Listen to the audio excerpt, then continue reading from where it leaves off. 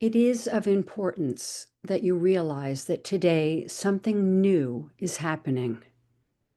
There is the emergence of a new kingdom in nature, the fifth kingdom. This is the kingdom of God on earth, or the kingdom of souls. It is precipitating on earth and will be composed of those who are becoming group conscious and who can work in group formation. This will be possible because these people will have achieved a self-initiated perfection, even if relative in nature, and will be identified with certain group expansions of consciousness. It will also be because they have arrived at love of their fellow men, just as they have loved themselves in the past. Think on this with clarity, my brothers, and grasp, if you can, the full significance of this last sentence.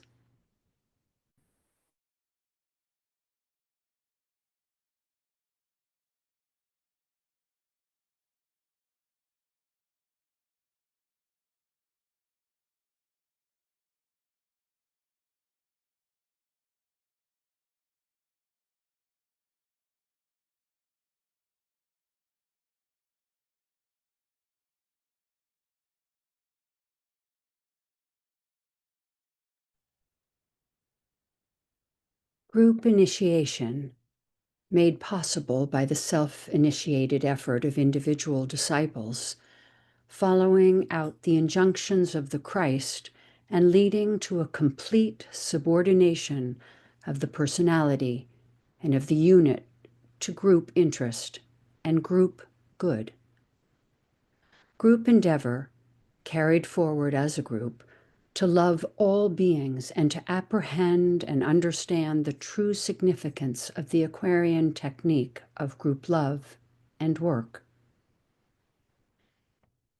The individuals are intended to supplement each other and complement each other, and in the aggregate of their qualities should eventually provide a group capable of useful spiritual expression, and one through which spiritual energy can flow for the helping of humanity.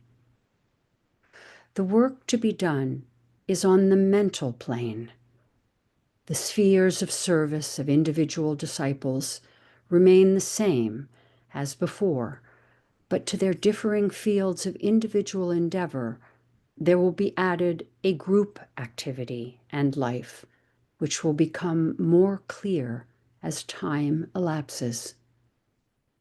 The first objective is, therefore, to wield and unify the group so that each person in it can work in close mental rapport and spiritual cooperation with the others.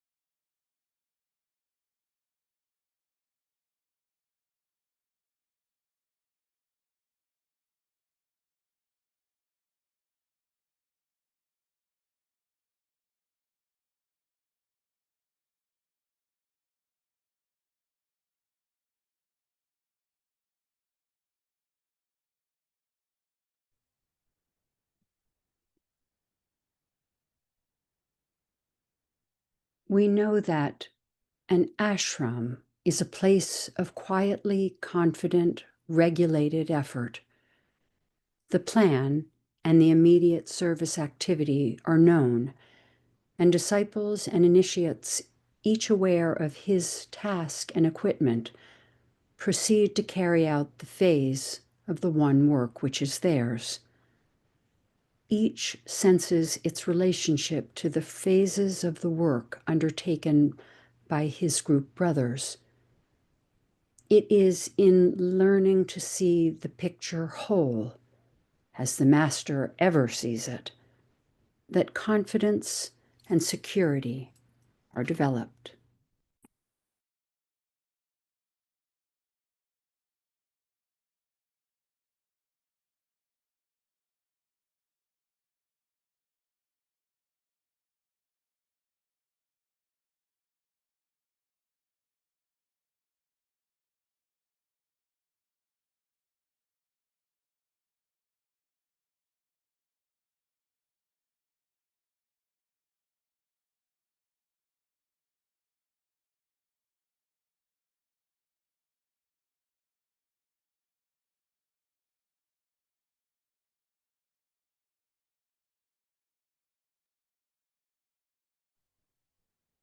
Let us consider more of Master Dwalkul's teachings anent the presence.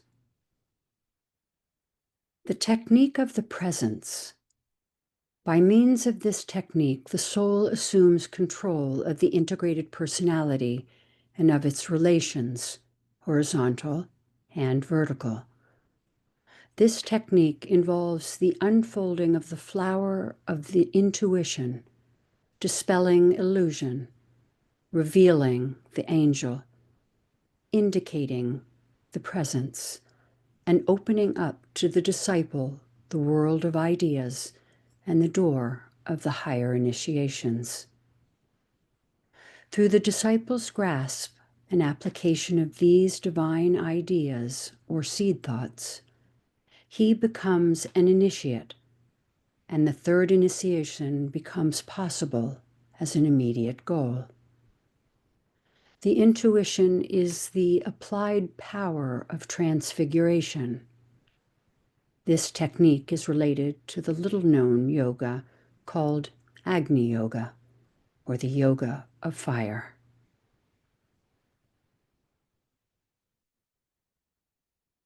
Stage by stage, the person progresses from one state of illusion or glamour to another, from one point of discriminative opportunity to another, until they have developed three major capacities. 1. The capacity to handle force. 2. The capacity to tread the middle way between the pairs of opposites. And 3. The capacity to use the intuition.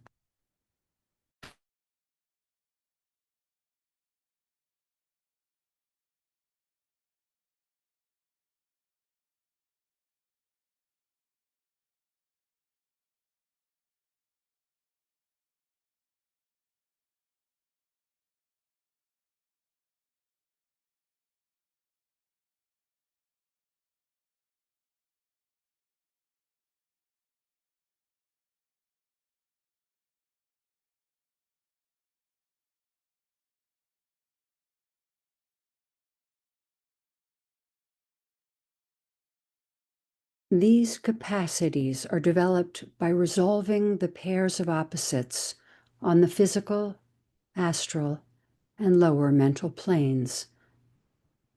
Then one faces the climaxing resolution, equipped with these powers. The initiate becomes aware of those two great and apparently opposing entities, with both of whom finding the self-consciously identified, the angel of the presence and the dweller on the threshold. Behind the angel of the presence, dimly sensed, not another duality, but a great identity, a living unity, which, for lack of a better word, we call the presence.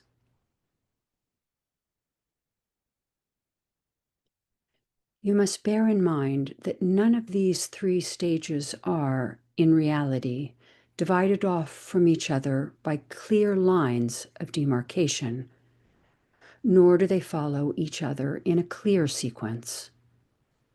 They proceed with much overlapping and often with a partial simultaneity.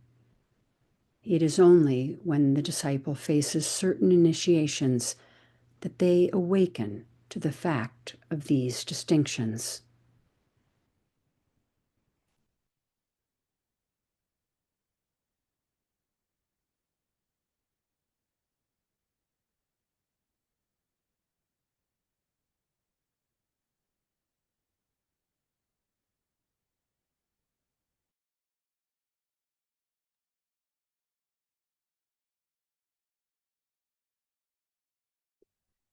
Having sensed this great identity, a living unity, which we call the presence, then it is discovered that the way out in this case is not the method of handling force or of leaving behind both pairs of opposites or of right recognition through the intuition, but that this dweller and this angel must be brought together. The lower entity must be blotted out in the light or forced to disappear within the radiance. This is the task of the higher of the two entities, with which the disciple or the initiate consciously and deliberately identifies the self. This is the problem which faces the initiate before taking the final three initiations.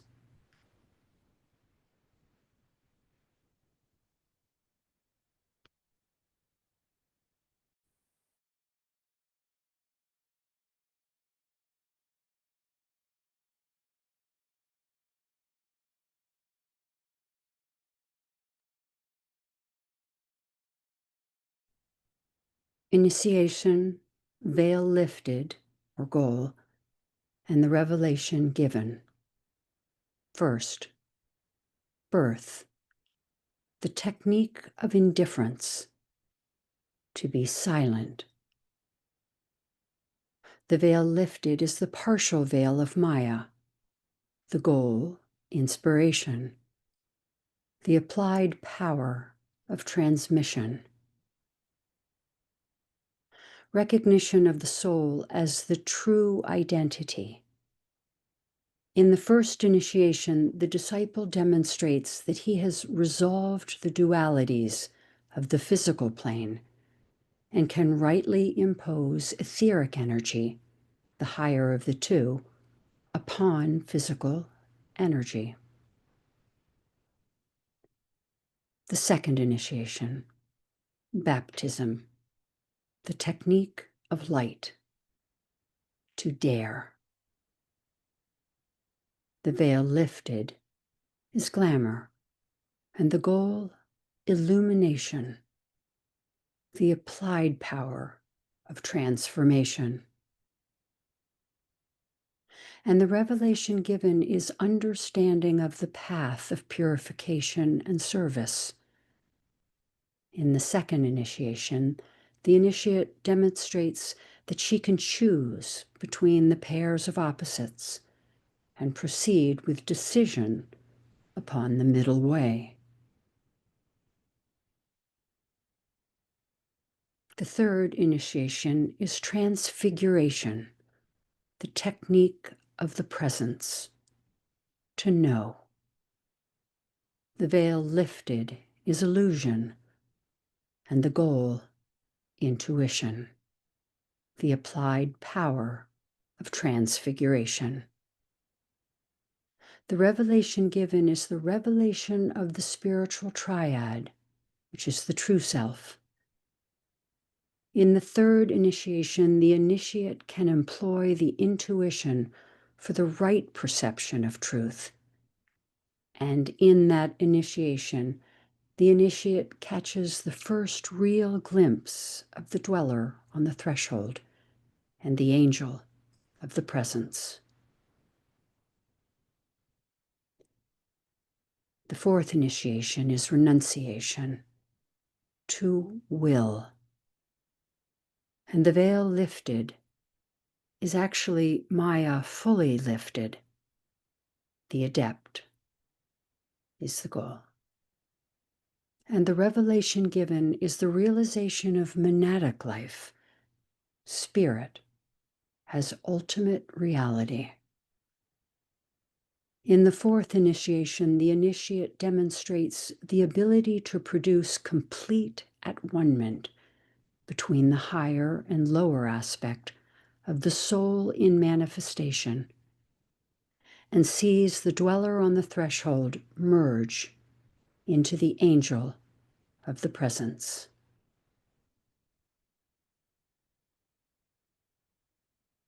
In the fifth initiation, and here words fail to express the truth, he sees the dweller on the threshold, the angel, and the presence merged into a divine synthesis. And it is then that the initiate becomes the master.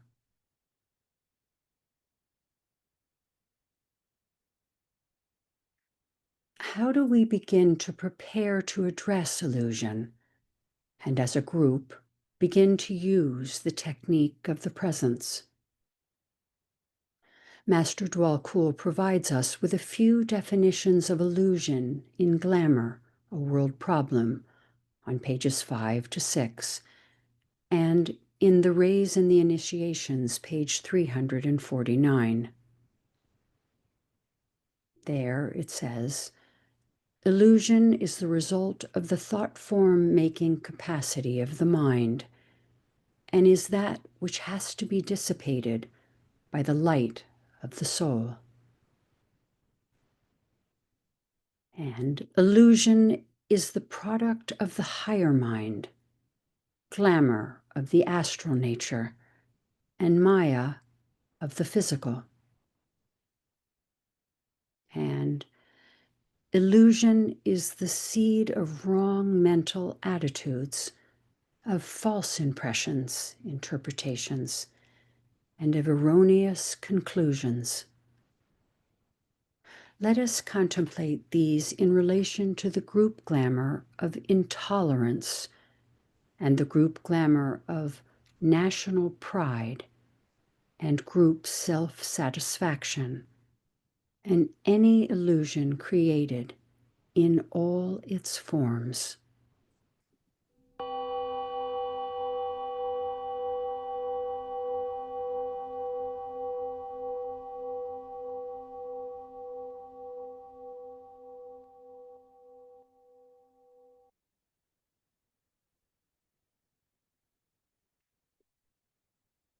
Illumination, goal of the technique of light, and the light of knowledge can be regarded as synonymous terms, and many glamours can be dissipated and dispersed when subjected to the potency of the informative mind, for the mind is essentially the subduer of emotion through the presentation of fact. The problem is to induce the individual or the race or nation which is acting under the influence of glamour to call in the mental power of assessing the situation and subject, and subject it to a calm, cold scrutiny. Glamour and emotion play into each other's hands, and feeling runs so strong, usually in relation to glamour, that it is impossible to bring in the light of knowledge with ease and effectiveness. In the section which we are now concerned, we shall consider the practical ways in which illusion, glamour, and the power of Maya can be brought to an end in the life of the individual, and eventually in the life of nations, and finally in the world. Always, we must begin with the unity of life, the microcosm. Then, having grasped process and progress in connection with the individual, the idea can then be extended to the group, the organization, the nation, and to humanity as a whole. Thus, gradually, we shall approach the great idea to which we give the name of God, the macrocosm.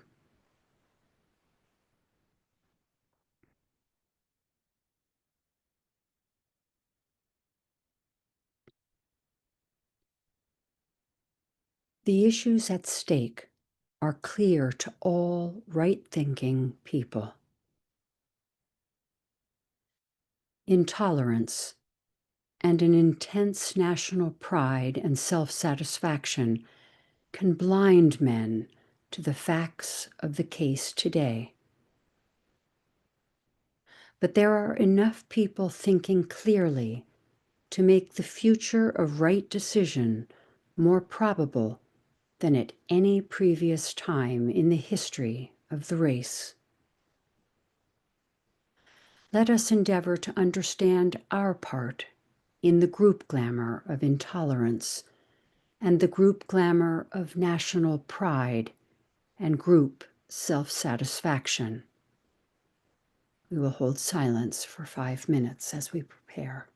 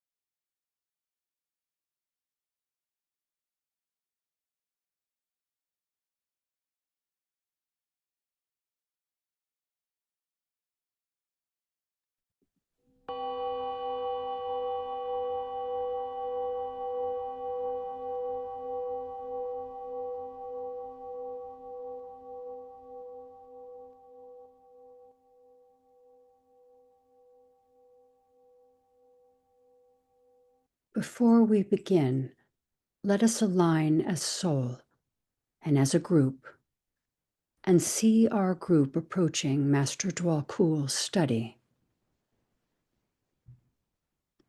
Our aim is to embody spiritual discernment, practice positive harmlessness, and eventually achieve a state of divine indifference as we dispel illusion, dissipate glamours, devitalize Maya in all of our relationships. Assume the attitude of the observer. Envision your etheric body, your aura, which includes your health aura. Envision your astral emotional aura, and finally, your mental aura, encapsulating your expressed etheric radiance and your place upon the path of evolution, your personality instrument. See the outline of these spheres, these auras, in a unity. Now, imagine the interconnections, the elemental endeavours streams flowing, relating, connecting these auras as a single unified field, and sound the words of Roberto Assagnoli. I have a body. I am not my body. I have emotions. I am not my emotions. I have a mind. I am not my mind. Now, lift the attention within these united spheres to the highest point, the deepest point of life within your being, the soul, and say, I am the soul. I am light divine. I am love. I am will. I am fixed design.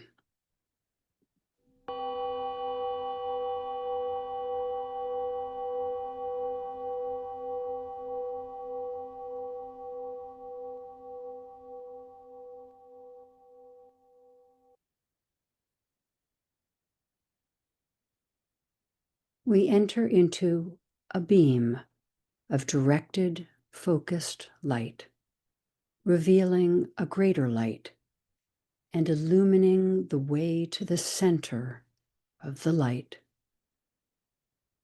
directing our way.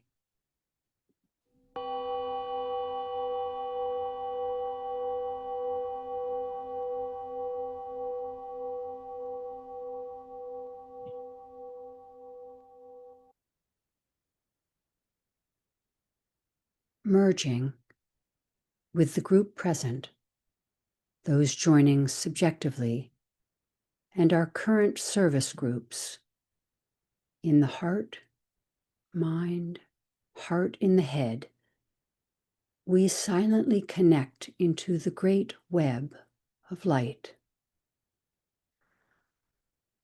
Om Mani Padme Hum.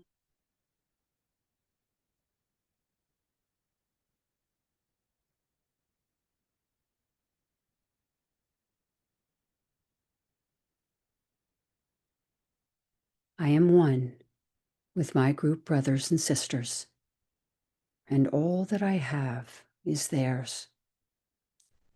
May the love of the one soul pour forth to all. May the energy of one soul lift and aid all. May the thoughts which the soul creates reach and encourage all. May the energy of the divine self be spread abroad in our hearts, through our groups, and throughout the world.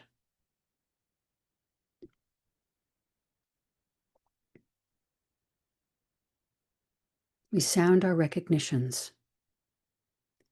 We recognize our pledged discipleship.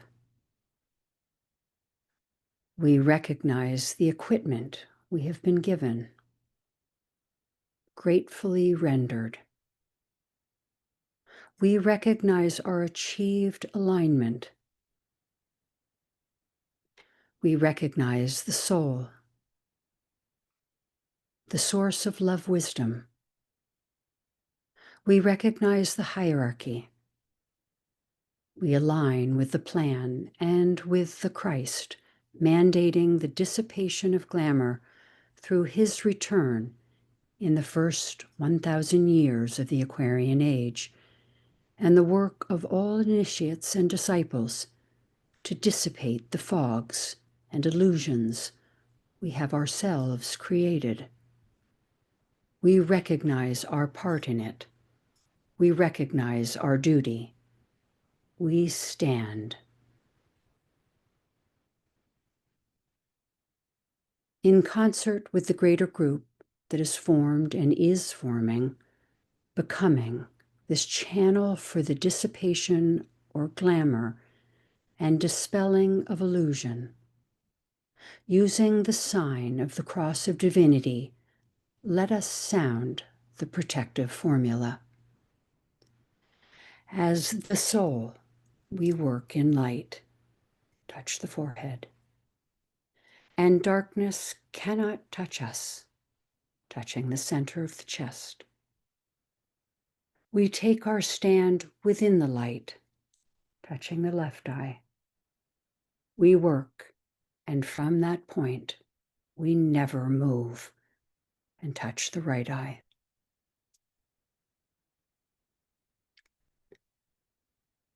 We completed the act of naming prior to beginning the technique of light for the dissipation of group glamours and any illusion related and created. These are glamours that impact aspirants, and yet are not minor glamours. We now briefly consider the whirlpool of glamours related to the group glamour of intolerance and the group glamour of national pride and group self-satisfaction, and the hindrances that these glamours manifest in our lives and group work.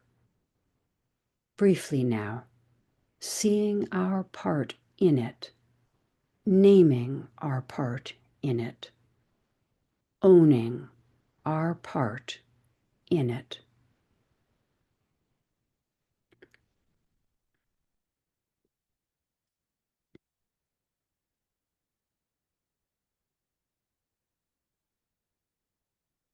The combined work of the two great sons of God, concentrated through the world disciples and through their initiates, must and will inevitably shatter illusion and dispel glamour. The one by the intuitive recognition of reality by minds attuned to it, and the other by the pouring in of the light of the reason. The Buddha made the first planetary effort to dissipate world glamour.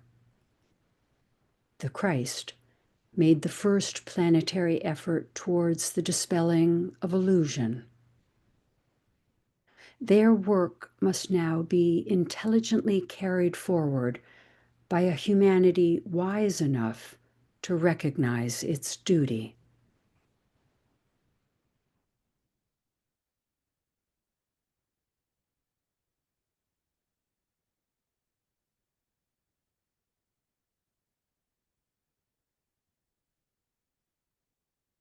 Having had a period of focused, silent preparation, considering the glamour and how it affects our group life in relation to illusion, we continue.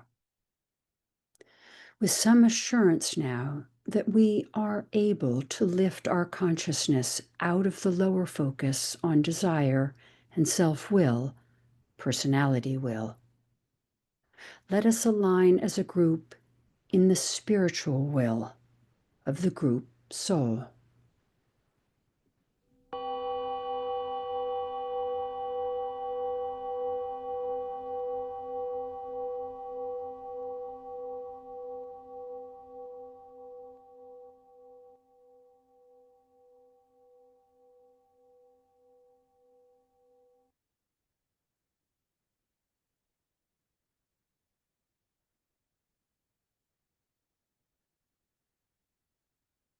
We use the creative imagination controlled by the mind, facing the group members as if eye to eye, and establishing a soul-to-soul connection.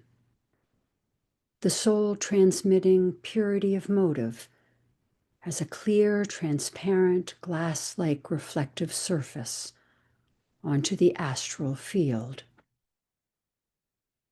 Om Mani Padme Hum.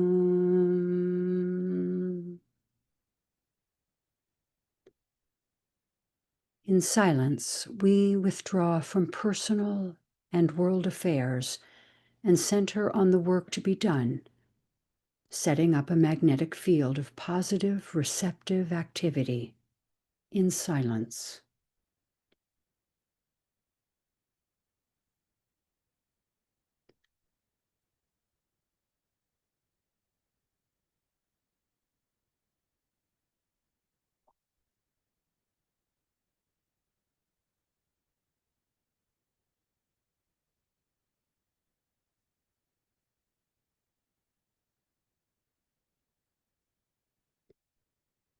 Maintaining a focused, immovable will as the point of tension, the identification of the brain, mind, and soul with the will aspect, and the preservation of that identification, unchanged and immovable in all circumstances and difficulties.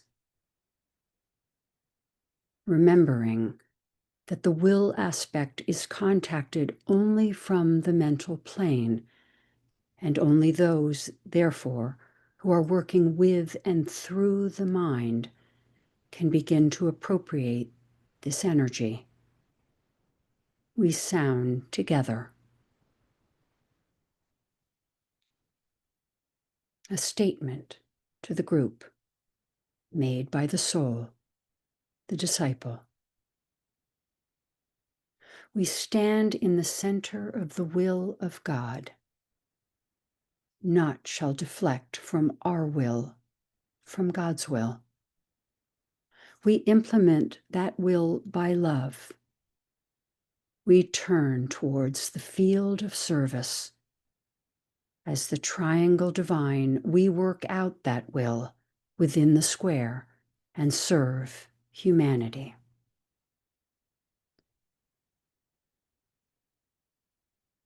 We begin the act of focusing the lights, focusing the dual personality light of matter and of mind. We meditate on soul contact and the recognition of soul light. This process involves two stages. First, the blending and fusion of the two lesser lights and of soul light as an individual. And then, this is carried forward as a group, each member making their contribution and consciously attempting to visualize the process of blending the triple light, which each contributes, into one sphere of light. Together, let us hear the note of the soul, visualize the light of the soul, the light of mind, and the light of matter, brain, merged and blended, recognizing, feeling, the intent of the soul. From that high point of soul focus and using the triple light, one, we merge and blend, first our individual lights, and then see the individual lights merging and blending into one group center. And we see those joining us from the other side of the veil, and the light of the senior disciples and initiates serving to dissipate glamour, bringing their light as this triple light becomes our group light. 2. Then, as the group soul, the realized unity of the souls of all the group members, it becomes the great searchlight, growing, expanding, realized into a state of becoming the one great light, quiescent and not yet radiating out. In silence.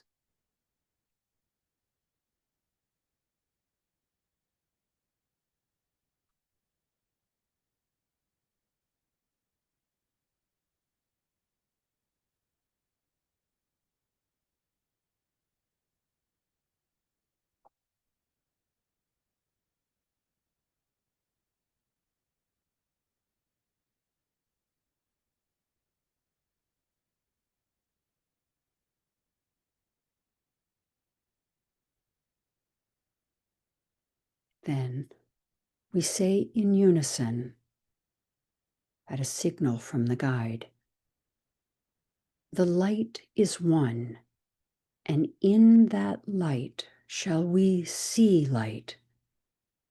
This is the light that turns the darkness into day.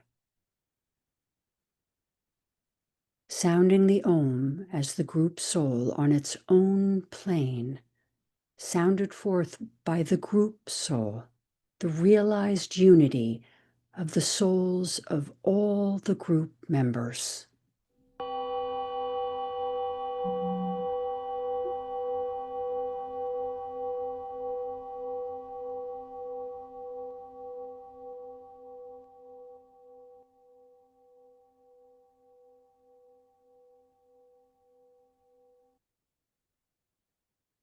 Sounding the Om as the soul on the mental plane.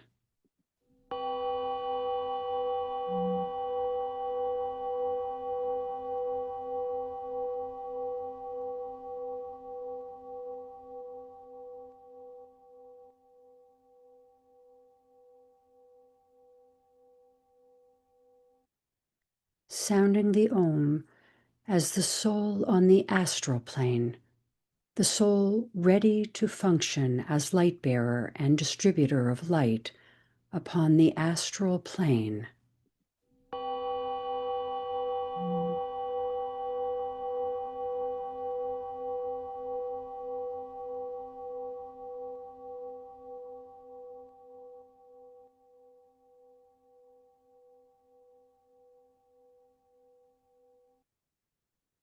The Om, rightly sounded, releases the soul from the realm of glamour and of enchantment.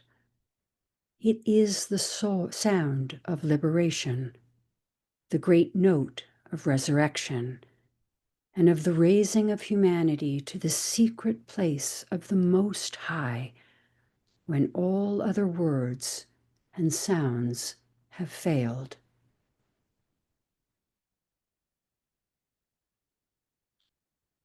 What results, therefore, when the word is correctly sounded by a group of people rightly intermingled?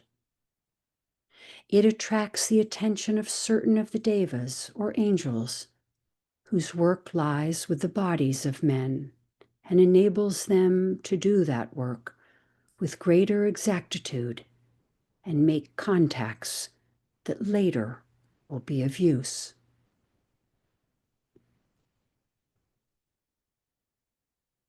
As we sound the mantra of light, we visualize the turning of the great searchlight, which we have jointly created by our unified light, onto the glamour to be dissipated.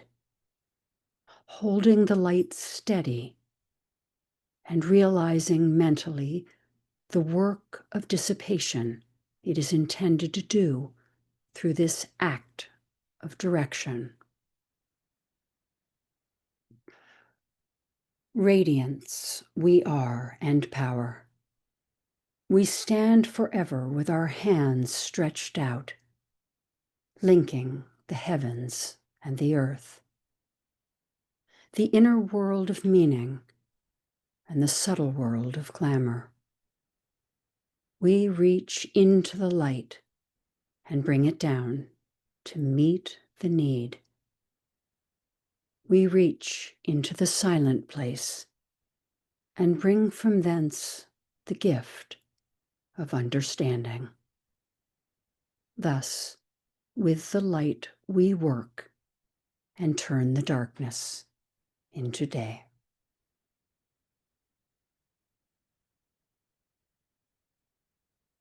We pause as we attempt to throw behind the searchlight our united, directed, and dynamic will or intent along the projected beam of light, the destructive quality of the spiritual will, destructive to all that hinders the manifestation of divinity.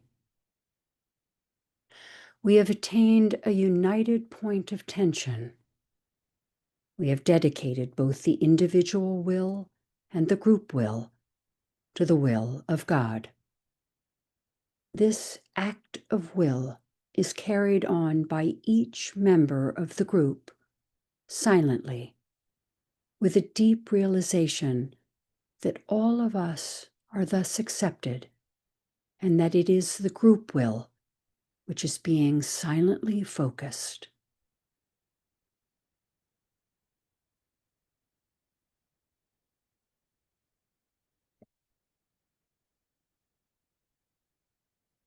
Then we say together, with power upon its beam, the light is focused on the goal.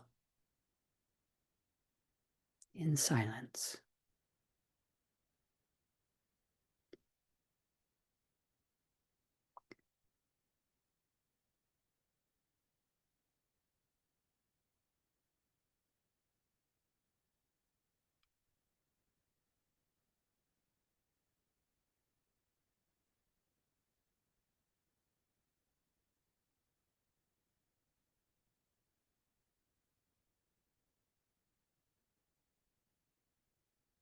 In the act of projection, we utter the words of power, naming the group glamour of intolerance and the group glamour of national pride and group self-satisfaction, and any illusion created in all its forms as a hindrance to group service, thus bringing it consciously into relation with the focused light as we begin the task of dissipation.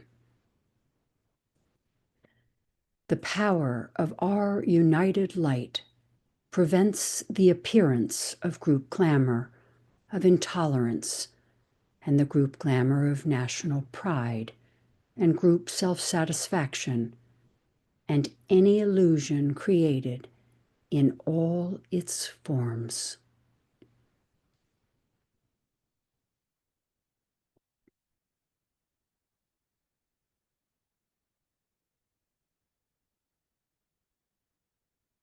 The power of our united light negates the quality of group glamour of intolerance and the group glamour of national pride and group self-satisfaction, and any illusion created in all its forms from affecting humanity.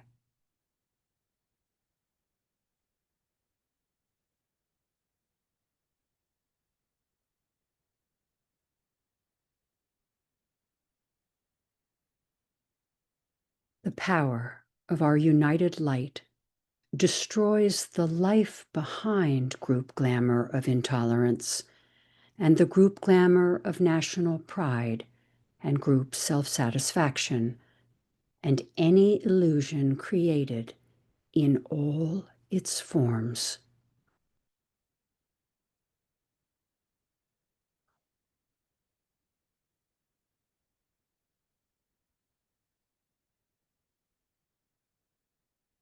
These words are our act of affirmation and gain strength from the experience of each of us and from our familiarity and regular use.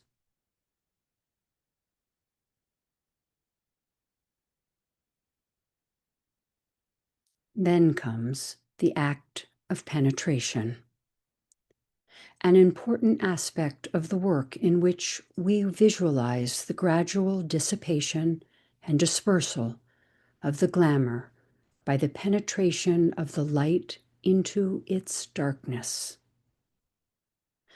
We endeavor to see the glamour disintegrating and the reality emerging, doing this by an effort of the creative imagination. Each of us does this in our own way and according to our own understanding and capacity. Now, we will take 3 minutes of silence and intensity of purpose while we wait for the work instituted to go forward.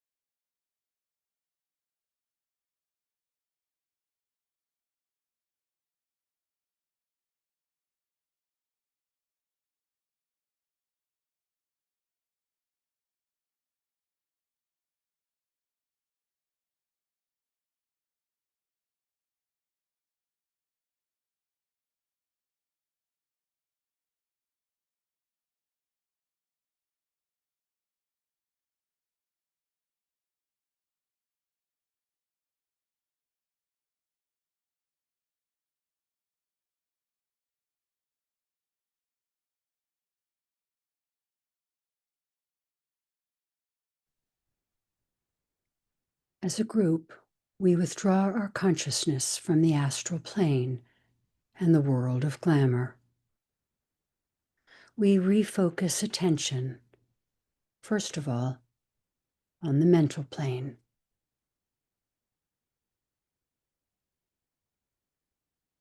And then on the soul plane.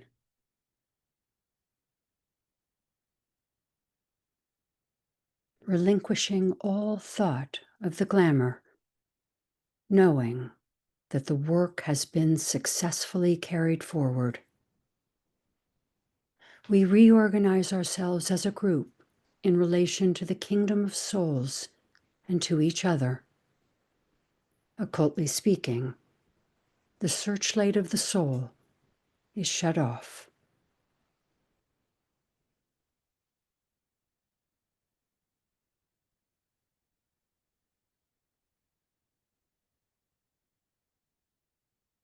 We sound the Om in group formation, and then, in order to emphasize that the group work is ended, on behalf of the group, the vocalizer for the group sounds the Om aloud. Om.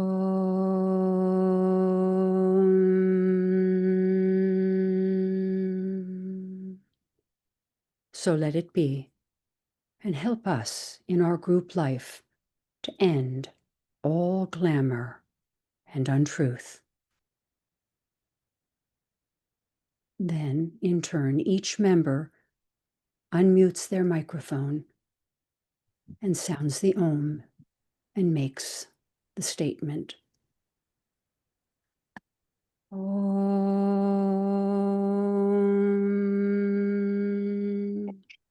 So let it be, and help me in my own life to end all glamour and untruth. Ben. Oh.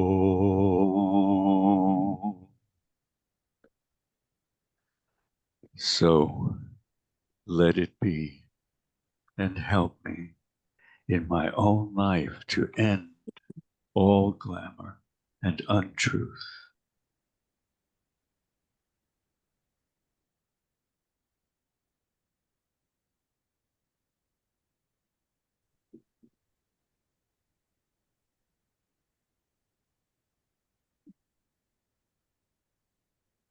Frida.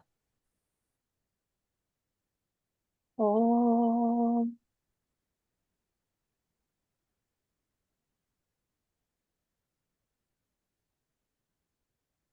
so let it be, and help me in my own life to end all glamour and untruth. Shirley.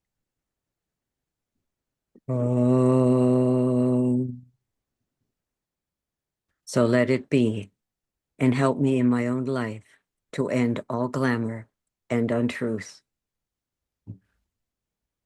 Desha. So let it be, and help me in my own life to end all glamour and untruth. Om.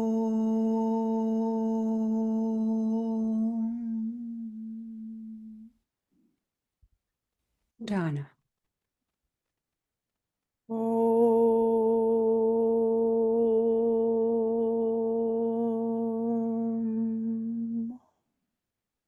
So let it be, and help me in my own life to end all glamour and untruth.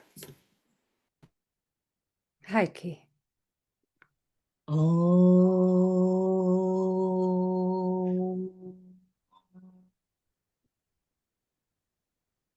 So let it be, and help me in my own life to end all glamour and untruth.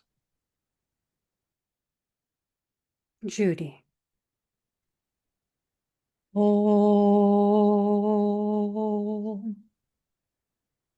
so let it be, and help me in my own life to end all glamour and untruth.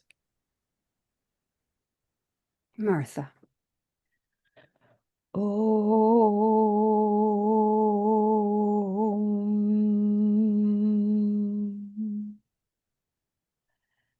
So let it be, and help me in my own life to end all glamour and untruth.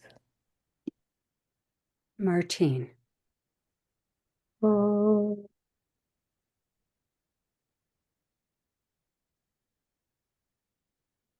So let it be, and help me in my own life to end all glamour and untruth. Om. So let it be, and help me in my own life to end all glamour and untruth.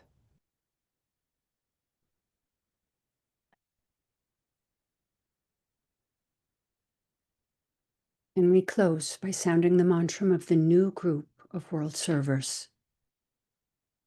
May the power of the one life pour through the group of all true servers, the first aspect of divinity. May the love of the one soul characterize the lives of all who seek to aid the great ones, the second aspect of divinity. May we fulfill our part in the one work through self-forgetfulness, harmlessness, and right speech, the third aspect of divinity.